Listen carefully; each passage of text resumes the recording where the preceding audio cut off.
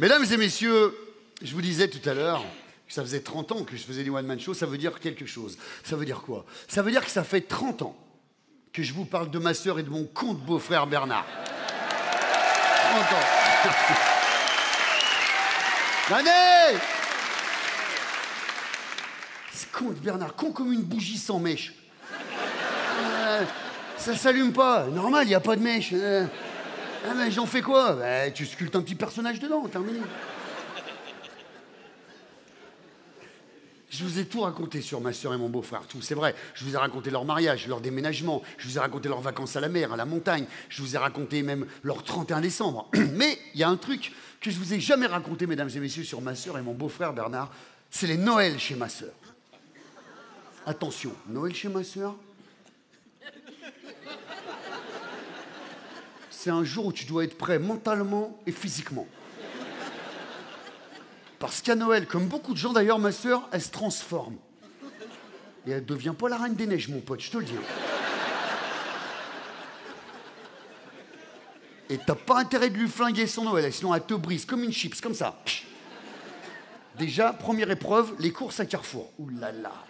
T'arrives sur le parking, c'est la guerre. Pour trouver une place, les mecs, ils sillonnent les allées comme des miliciens. Dès qu'ils trouvent une place, fusée éclairante... Et les mecs, ils défendent la gâche à la baïonnette jusqu'à ce que la bagnole elle arrive, comme ça.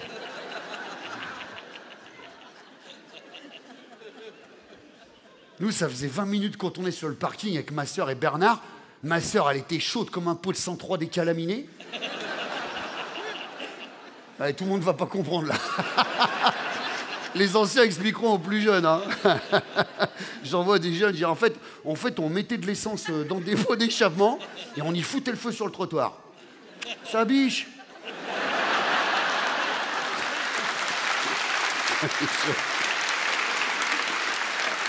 Je vois des jeunes là-haut, alors, ils doivent se dire, mais pourquoi tu faisais ça? Mais on ne sait même pas nous-mêmes. On décalaminait, mon pote, fallait qu'on décalamine. Donc ma sœur était chaude comme un pot de 103 décalaminé. Et Bernard, il se gare à côté d'un mec dans une Smart qui était sur 2 places. Et il dit, ben, ça va, il dit au mec, excusez-moi monsieur. Et il dit, est-ce que vous pouvez vous pousser, comme ça on tient sur les 2 places et on est tranquille. Le mec, il baisse sa vitre, il dit à Bernard, il lui dit, je me pousserai quand les poules auront des dents. Connard! Moi, j'étais assis derrière Bernard comme ça. J'ai regardé le mec, j'ai dit comme ça, mauvaise réponse.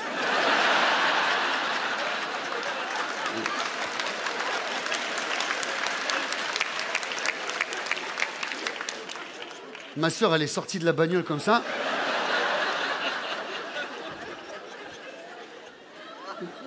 Ah ouais.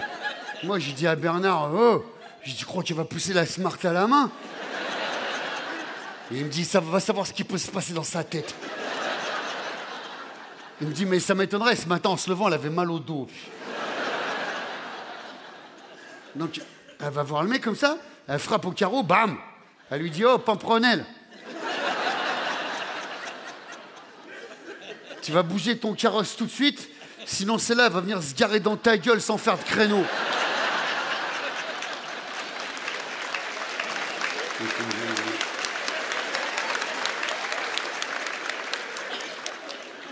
Et elle lui dit, et les dents qu'on va ramasser, on les filera aux poules. Le gars...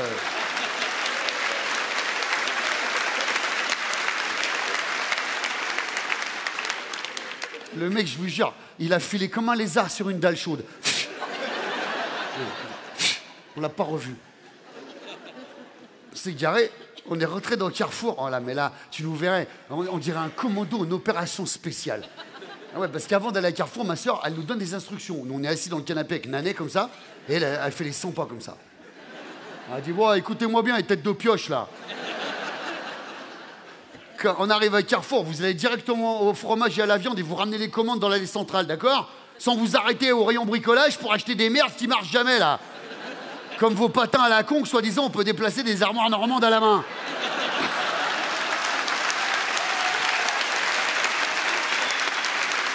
Ça marche, ça marche. Moi, je veux pas d'histoire. J'ai dit, d'accord, ouais, ouais. Et Bernard, je suppose qu'il se pète un câble, il se lève, il dit, chef, oui, chef. Ça va pas, non? Ah bah, ma soeur, elle l'a pas raté, hein, je te garantis. Hein. Elle l'a rassis dans le canapé comme dans Chastaupe. Blah 20 points. Elle lui a dit, fais le malin, bouche à foin. Après, on revient dans l'allée centrale, tu me trouves pas, tu cours partout, museau en l'air, on dirait un suricate. Donc, on est là dans le carrefour, on pousse nos 3 chariots comme ça. On a 3 chariots, parce que nous, on est 1 million à table chaque année à Noël. C'est simple, il y a toute la France qui débarque. À Noël, t'as 2 rassemblements majeurs en France. T'as les Gitans au Sainte-Marie de la Mer et Noël chez ma sœur. Voilà. Sauf que nous, il y a moins de guitares et plus de poivreaux. Terminé. Voilà. Donc on est là, on pousse les 3 chariots, ma soeur elle pousse ça, on dirait le transsibérien qui traverse Carrefour. Les mecs ils croient qu'elle travaille là-bas, qu'elle remet en rayon, tellement il y a des... Nous on remplit les chariots comme des wagonnets de mine, blam blam. Et après on va aux caisses qui sont blindées à mort évidemment, les mecs qui font la queue depuis 3 générations. Ils se sont connus dans la queue, ils se sont mariés, ils ont eu des gosses, les gamins passent le bac, c'est ton tour. Hein. T'as une barbe comme ça. Hein. Et là, grandiose. T'as ma sœur qui balance toute la bouffe sur le tapis, comme un marin qui balance des caisses de poissons sur un quai, blam, blam. T'as la caissière qui s'en bat la rate de tes courses, qui balance tout comme dans une usine de recyclage, blam, blam, tes œufs de caille, tout, blam, blam, blam. Et au bout du tapis, il y a qui? Il y a moi et ce comte Bernard avec son chapeau de Noël qui clignote. On remplit les sacs à la vitesse de l'éclair, comme si on fourrait des marrons dans le cul d'une dinde. Pour pas se faire brasser par ma soeur qui arrête pas de nous gueuler dessus. Ah, qu'est-ce que vous foutez? Vous les videz ou les remplissez les sacs? Les courses de l'enfer. Tu rentres chez toi, tu t'assois et tu pleures. Ou tu bois. Ou les deux, c'était dépressif, tu vois. Bon. Deuxième épreuve de Noël chez ma soeur, c'est les décorations. Oh là là. Les deux là, avec les décos, ils sont barjots. Leur slogan, c'est toujours plus. L'année dernière, en plus de tout ce qu'ils mettent, ils ont rajouté un Père Noël gonflable à l'hélium de 4 mètres. Ça a coûté une blinde en gaz. Le mec, quand il a livré les bonbonnes, il croyait qu'on faisait décoller un dirigeable.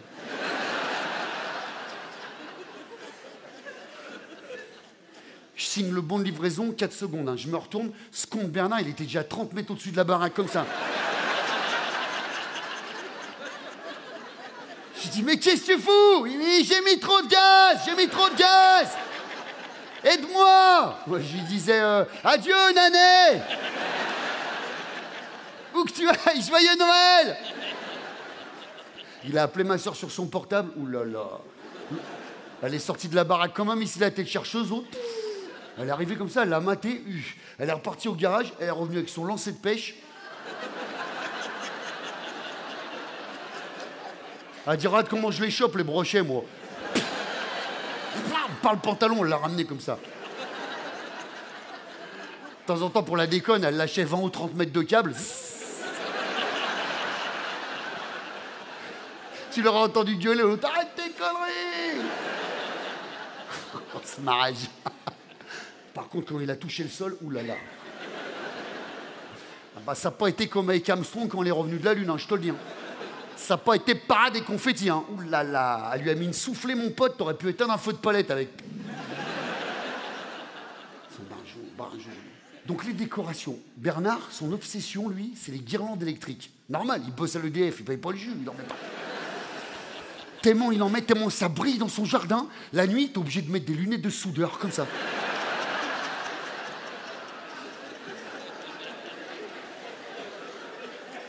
Sinon, ça te brûle la rétine. Et tellement il en met, il est obligé d'allumer par tranche, sinon ça fait des baisses de tension dans le quartier. Les voisins, ils gueulent, et là. Et alors lui, tellement il en entoure des guirlandes comme ça autour de sa baraque, ça a fait comme un champ magnétique géant, un électroaimant géant. Tu passes le portillon comme ça, t'as les cheveux qui se dressent sur la tête. Bah t'as fait un brushing, t'es contente. Et tous les objets métalliques que t'as sur toi, tes clés, ton portable, tes lunettes, blam! C'est tout collé à la baraque. Le soir, quand tu t'en vas de chez eux, t'es obligé de couper le général pour récupérer tes affaires. Blam! Merci, hein. Allez, au revoir.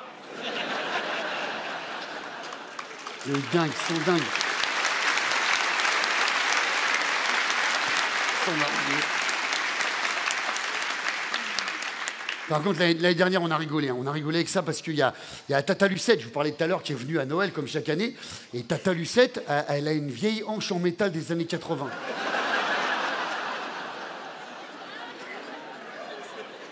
Il y en a qui ont compris, il y en a qui ont compris.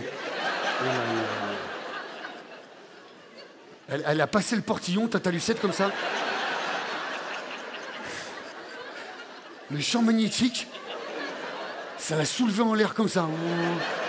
Je te jure. Comme Magneto dans X-Men. Elle disait, qu'est-ce qui se passe? Qu'est-ce qui se passe? Et d'un coup, blam! Ça l'a jeté sur la baraque comme un radin sur une promo. Blam! Bernard est mort de rire. Il me dit, attends, je vais la faire descendre. Blam, blam! Il me dit, attends, je vais la faire remonter. Blam, blam! Pardon, Jésus, pardon. C'est lui, hein? On va avoir des histoires avec tes conneries, je lui dis, hein. On a rigolé, hein. Le tonton Robert, le mari de la Tata Lucette, mort de rire comme ça. Sauf que le tonton Robert, on n'a pas pensé, il avait une vieille dent en métal des années 60.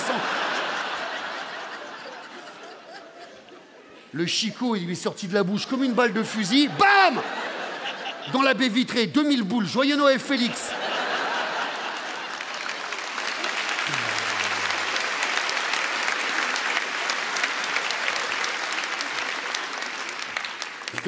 Donc, Bernard, c'est les guirlandes, et ma sœur, elle, c'est le sapin. Monomaniaque du sapin.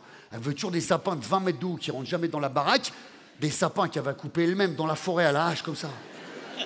Avec mon neveu Jürgen, 15 ans, 2 mètres, QI 4. Les deux, tu les croises, tu prends peur, vraiment. Enfin, quand elle a le temps, l'année dernière, elle n'a pas eu le temps pour son sapin, ils ont été couper le sapin chez le voisin, dans son jardin, comme ça. 6 du mat, le mec en calbute, il sort comme ça, il dit « Oh, vous voulez un coup de main? Ouais, on n'y arrive pas, venez !» J'arrive.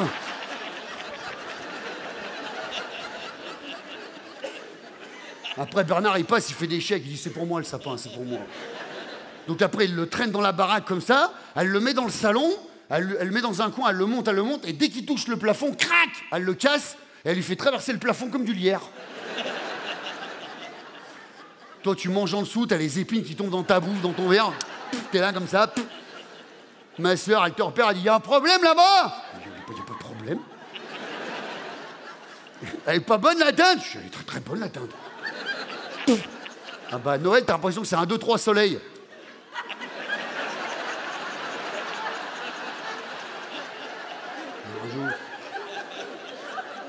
Ah bon, on est comme ça, nous, hein. En plus, elle n'avait pas fait gaffe, il y avait un nid de frelons dans le sapin. Dans le salon, tout le monde, évacuation générale. Ma soeur, avec sa raquette électrique, on aurait dit un Jedi.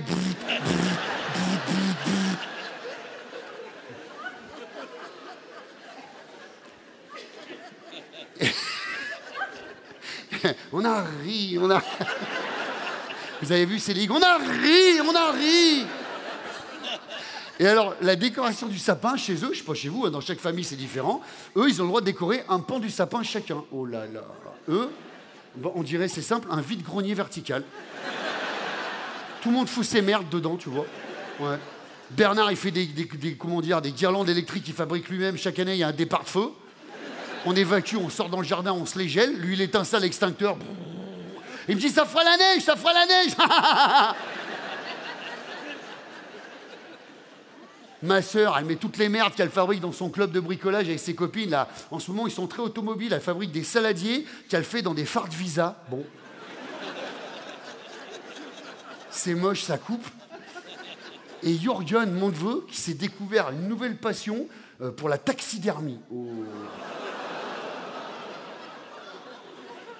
Soi-disant, il me dit la taxidermie artistique. Oh là là.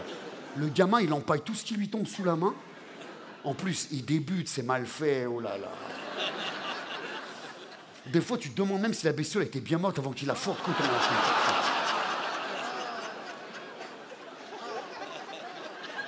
chute. L'autre jour, je rentre dans sa chambre, il est en train de fourrer un écureuil comme ça. Je te jure, j'ai vu les yeux de l'écureuil, il m'a fait comme ça.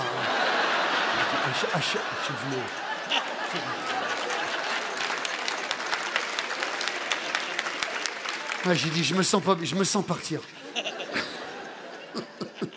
Et il me dit, tu veux essayer, tonton? C'est trop drôle, on dirait que tu mets ta main dans une moufle. J'ai dit, non. Je dis, viens, on va manger, viens. Et il me dit, au fait, et elle meurt quand, ta Lucette? Tu vois?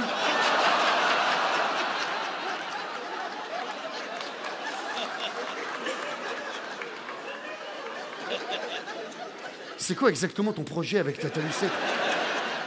C'est fou, ce film. Donc lui, dans le sapin, il fout toutes ses créations, des taupes toutes plates comme des cymbales, comme ça, gonflées à l'hélium avec les yeux qui leur sortent de la tête, peintes à la bombe à la main, le sapin de l'horreur, tu vois, bon. Et alors, pour finir avec les décorations, il y a leur chienne, Pupus. Le chiache. Eh oui. Moitié chien, moitié vache. Ma sœur, chaque année, elle la déguise en reine. Tu verrais la gueule du renne. Oh. On dirait un gros sanglier sanguinaire. Razorback, pour ceux qui ont vu le film dans les années 80. Tout le monde passe devant chez eux en courant tellement ils ont peur. Même le curé, c'est un pote à nous, le curé du village, il me dit cette bête, elle est possédée par le malin. Qu'est-ce que tu racontes? En fait, je me suis caché, elle peut pas le voir, hein. Je me suis caché, et en fait, dès qu'il passe devant chez eux, il a une poire d'eau bénite, il lui met dans la gueule. L'autre, elle veut le bouffer. Évidemment, elle n'est pas possédée. Moi, je te mets de l'eau dans la tête, t'es vénère aussi. Hein. Et chaque année, donc, c'est Pupus qui tire le traîneau du Père Noël du village. Enfin, jusqu'à l'année dernière. Parce que le Père Noël, c'est un mec du village, un poivreau qui est toujours plein de vin chaud à la cannelle. L'année dernière, il était sur le traîneau, il hurlait comme ça, Amazon m'a tué. Je te raconte.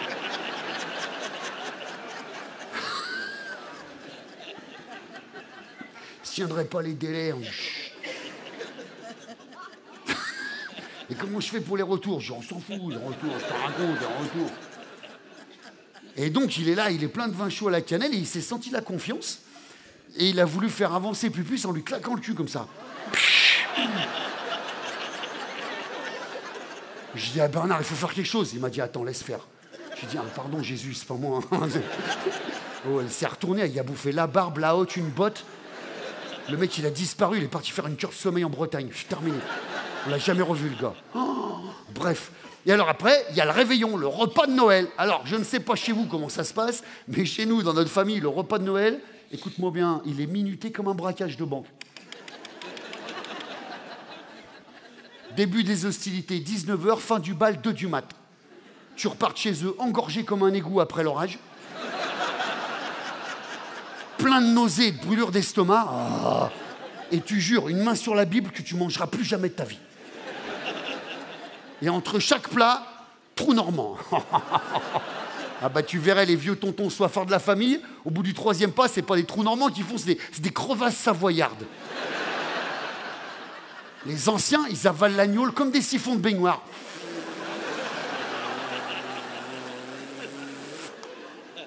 Ils sont raides comme des planches de surf. Ils racontent que des blagues malaisantes, super. Toi, t'es comme ça, tu dis oh là là là là là là là. Salace à mort, jusqu'à ce que ma soeur, elle tape dans le verre, elle dit oh, on va freiner un peu sur les blagues, là. Là, pendant 10 minutes, t'entends que les couverts. Ding, ding, ding, ding. Il faut suivre. Ah oui, les frelons, il y a 10 minutes, là.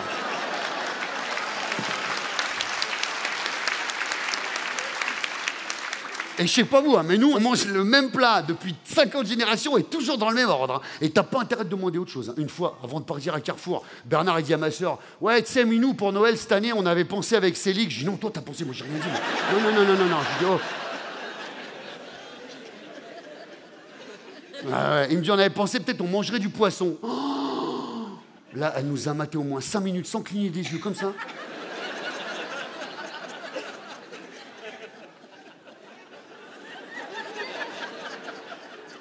Ça fait flipper, hein. Elle a dit, vous mangerez ce qu'on vous donnera, d'accord? Et si vous continuez à comploter dans mon dos, c'est ma main dans vos gueules, vous allez manger. C'est clair? J'ai dit, bah c'est clair, on ne mangera pas de poisson.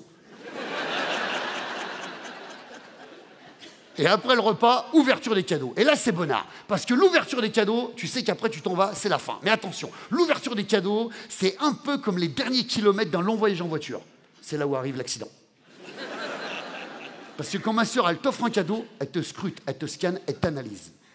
Et quand elle t'offre, crois-moi, un cendrier qu'elle a fabriqué dans un rétroviseur de 104, t'as intérêt de montrer autant d'enthousiasme que si tu ouvrais un iPhone 15. Hein.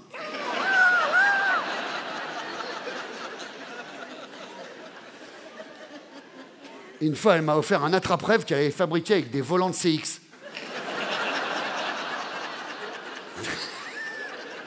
2,40 m le bordel. Je dis, c'est quoi cette merde? Elle me dit, c'est un attrape-rêve, t'aimes pas? Je dis, j'adore. Tu vas le mettre dans ta chambre? Je dis, bah bien sûr, dès que je rentre à 2 du mat, je fais des trous dans les murs. Tu parles, le machin, je l'ai vendu à un collectionneur le 2 janvier. On avait rendez-vous sur le parking de Carrefour pour que je lui donne. Le mec, il sort de la bagnole. Oh, c'était ma sœur. Je dis, oh putain.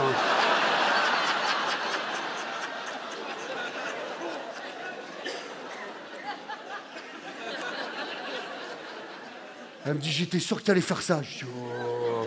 Tu rentres chez toi, tu l'accroches. Je dis, d'accord, d'accord. Je suis rentré comme ça, ma femme m'a dit, t'as pas vendu cette merde? Je laisse tomber, veut mieux qu'on le mette, on va faire des cauchemars. Par jour. Et alors après, tu rentres chez toi et tu as une semaine pour te reposer. Parce qu'une semaine après, vous le savez, c'est le 31 décembre chez ma sœur, évidemment. 31 décembre que je vous ai déjà raconté, mesdames et messieurs, dans l'épisode 5. Que tu ne peux pas rater, bien évidemment. Parce que quand tu dis à ma sœur, dis donc, Sorette, pour le 31 décembre, peut-être on ne fera pas avec vous. Et elle te dit, ah ouais, on peut savoir pourquoi? Eh bien là, mesdames et messieurs, j'ai la phrase contre laquelle elle ne peut absolument rien. Je lui dis, eh bien tout simplement parce que j'ai un spectacle.